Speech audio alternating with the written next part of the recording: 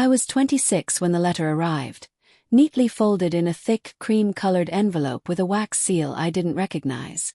I'd never seen anything like it. No return address. No sender name. Just my full name, Ilara Voss, handwritten in elegant black ink. I remember staring at it for a moment, trying to recall if I'd signed up for anything that might send me something this old-fashioned. Inside was a formal letter from a law office I'd never heard of. Crane, Alder and Rowe, private estate attorneys. The message was short and surreal. Dear Miss Voss, we regret to inform you that Dr. Everett Crane of Graymore Estate has passed away. As specified in his will, you are the sole inheritor of his property and assets. Please arrive within 14 days to claim the estate in person. That was it. No explanation of who Dr. Crane was or why I, an orphan who aged out of the foster system, would inherit a mansion from a total stranger. I reread the letter 3 times before checking for a prank or scam. But the law firm was real, the number worked, and the address of the estate matched Google Maps. A huge property in Vermont surrounded by dense forest. The receptionist I spoke to confirmed everything.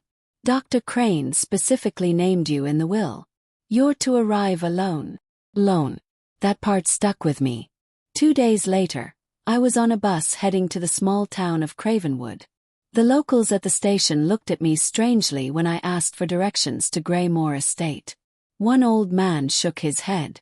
That place has been empty for years. Ain't no one lived there since the doctor went mad. That gave me chills. But curiosity kept pushing me forward. The estate was at the end of a long gravel road hidden behind tall iron gates. Vines snaked up the bars like fingers trying to escape. A heavy key had been enclosed with the letter, and it fit perfectly in the lock. When the gates creaked open, I felt something shift in the air, like the woods themselves were watching. The mansion was massive.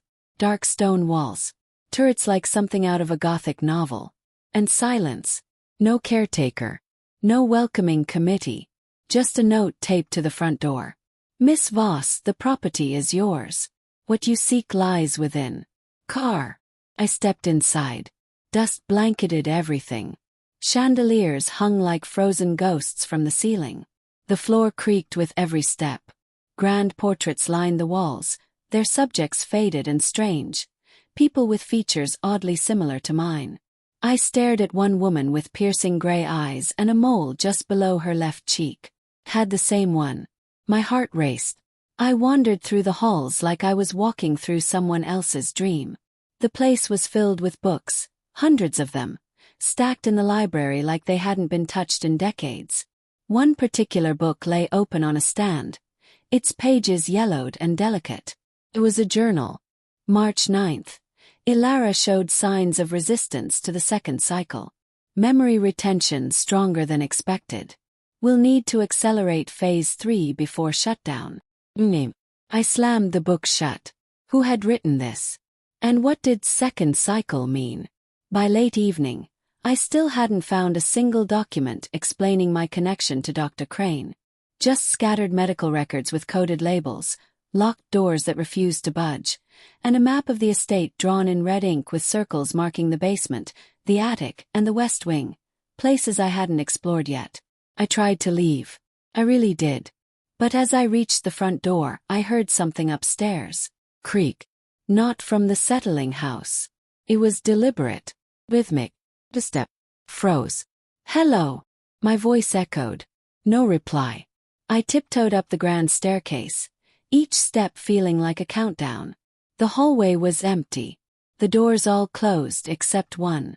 A single door at the end of the hall stood slightly ajar, the light inside flickering like a candle. Inside was a study. Unlike the rest of the mansion, it looked recently used. No dust. A globe spun slightly on a desk, as if someone had just touched it. And in the center of the room was a small wooden box, with a note on top. Beneath the floorboards lies the truth. Open the box. Inside was a key. Smaller than the others, old but well polished. Its teeth were jagged in a strange pattern. Not for a regular door.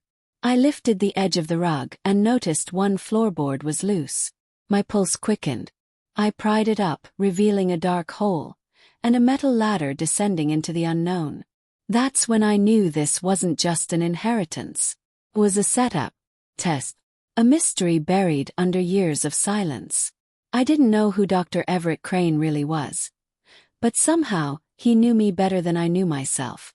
And whatever was beneath that mansion was meant to change everything. I stared at the hole in the floor for what felt like hours. The air that drifted upward was cool and dry, unnaturally still.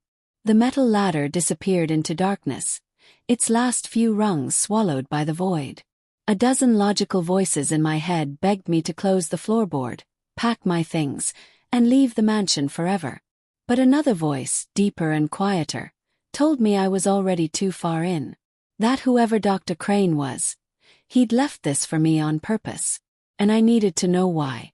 I lowered myself into the opening, 1 foot at a time, until the light from the study vanished above me. The ladder led to a stone corridor lit only by flickering wall sconces, real fire, not electric. The hallway was silent except for the soft drip of water somewhere far off. Then I saw it. Door. Heavy steel, with a keypad mounted beside it. My fingers hovered over the buttons, but I didn't know the code. Frustrated, I turned to leave, only to notice a faint scratching noise. It was coming from the wall. I leaned in and saw something strange. A tiny camera, still powered, embedded inside the wall with blinking red lights. The moment I looked at it, the keypad beeped and the door unlocked with a loud click. It had scanned my face. Behind the door was something I never expected. A clinical, brightly lit hallway. White walls, sealed glass doors, and rows of rooms marked with numbers and symbols. Each one had a thick observation window, and some had notes taped to the outside. I approached the first room and froze. Inside was a hospital bed. Straps on the frame. Monitors with long dead heartbeats. And a file on the table labeled, Subject Number 6. Ilara V. My throat tightened. I flipped through the file with trembling hands. Age 4. Subject responded well to memory phase 1. Dreams indicate potential cognitive retention beyond baseline. Age 5. Removed from simulated home environment after false recall incident. Age 6. High emotional intelligence. Introduced to false parental figures. Result. Stable but observant. Name. Age. My memories recorded like data. I dropped the file and staggered back, my mind racing. None of this made sense. I had grown up in foster homes. Wasn't that real? I remembered birthdays, school, even friends. So why did this file say I'd been inside a simulated home environment? I moved to the next room. More files. More notes. Some referenced children I didn't know. Others had surveillance footage of kids playing in rooms designed to look like normal homes, each room enclosed in glass, monitored 24/7. And in one of the tapes I saw myself. Teeny. No older than 6. Playing with blocks, looking up at a woman through the glass. Who is she? I whispered. The next room had an old computer, still humming faintly. I hit a few keys. A login screen flashed briefly, then disappeared. Dozens of video files lined the desktop. One folder stood out. Phase 4 terminated, Dr. Crane notes. Click. A grainy video loaded. Dr. Crane appeared on screen, gray-haired, sharp-eyed, seated in front of a large diagram. If you're watching this, then she's returned. Ilara has always been the key. We erased her memory after the second breach, but her retention was abnormal. She remembered symbols, faces, sometimes entire rooms. That's why I built the estate. The mansion is more than a home. It's a maze of memory. Each room, each item is a test. I had to be sure she could put the truth together. I couldn't breathe. All this time, my memories were curated. My life wasn't real. I wasn't just some forgotten orphan. I was the center of an experiment I never consented to. I tore through drawers, shelves, any place I could find another piece of the puzzle. That's when I found a black folder, marked Project Ether. Inside were diagrams of memory suppression chambers, drug protocols, and timelines. Each phase of the experiment was mapped out, from birth to artificial family placement to memory resets. And in the middle of it all, my name. Subject Alpha. The only one who resisted full erasure. I stumbled back dizzy. My hands were shaking. I needed answers. More than files, more than notes. I needed someone who had been there. Who had seen it happen. I sprinted down the hallway to the final door. Behind it was a control room, dusty but intact. One monitor still displayed a blinking green light. Live feed, West Gate. Clicked it. A black and white camera showed the mansion's iron gates.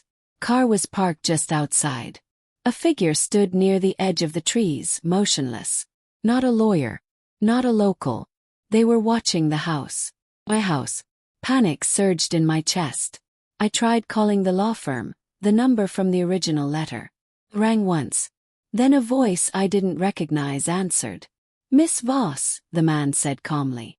"You weren't supposed to stay this long." "Who is this?" I demanded. "The experiment is over. You've gone beyond the parameters. You need to leave now." "No," I said. "I'm not leaving. I remember everything. I know what this place is." There was a pause. Then the line went dead. I stared at the receiver. They didn't expect me to stay. They didn't expect me to find this. But now, they were coming.